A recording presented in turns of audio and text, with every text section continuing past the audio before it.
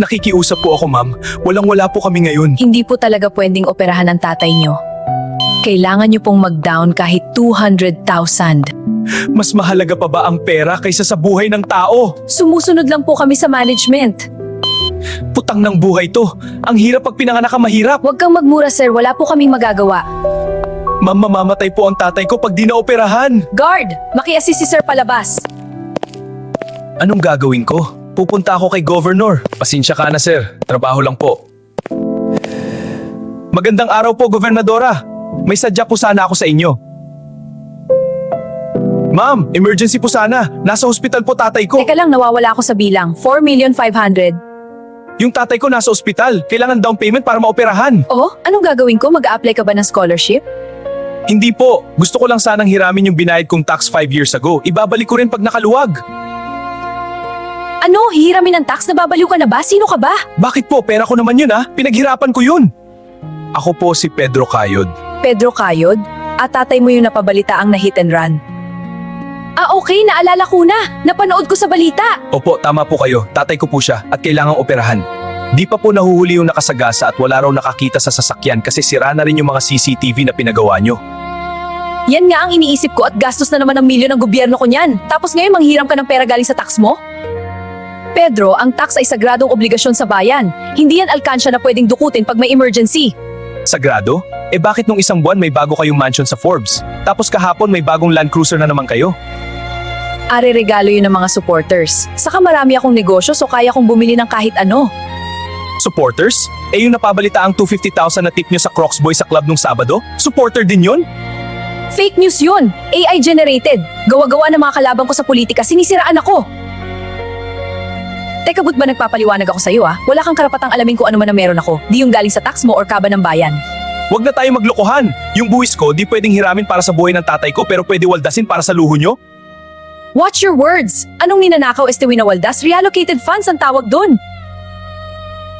Reallocated saan? Sa ghost projects nyo? Gov, yung kalsada sa amin maayos pa, pinabakbak nyo!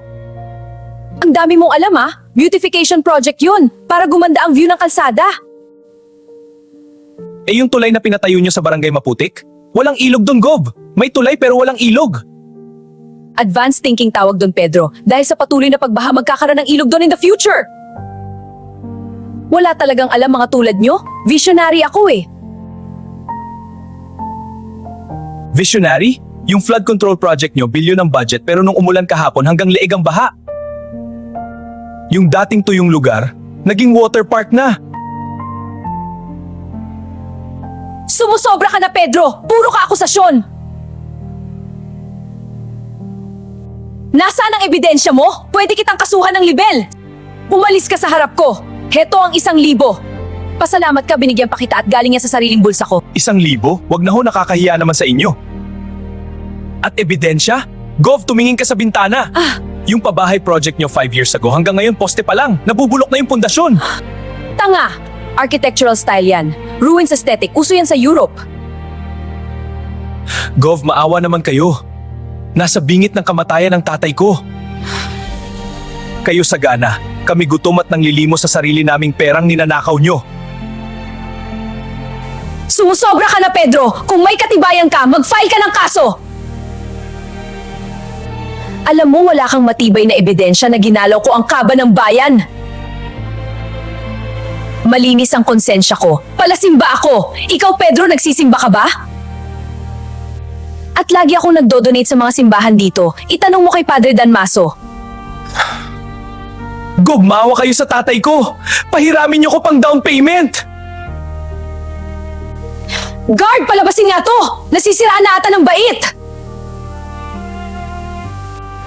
Nanggugulo rito! Bakit kayo nagpapasok ng baliw sa opisina ko? Mga walang puso, makakarma rin kayo. Pasensya na po, Kong. Nagpumilit lang po yan kanina. Maawa ka sa tatay ko. Ay, stressful. Hirap talagang maging lingkod bayan. Makapag-book na nga lang ng flight pa Switzerland para mag-obserba ng banking systems nila for research purposes. Diba, Crocky? We love research. Porket nasa taas ako kaya nila ako tinitira. At kaya sila tumitira sa akin kasi mga nasa baba sila. Mga wala kasing pinag-aralan.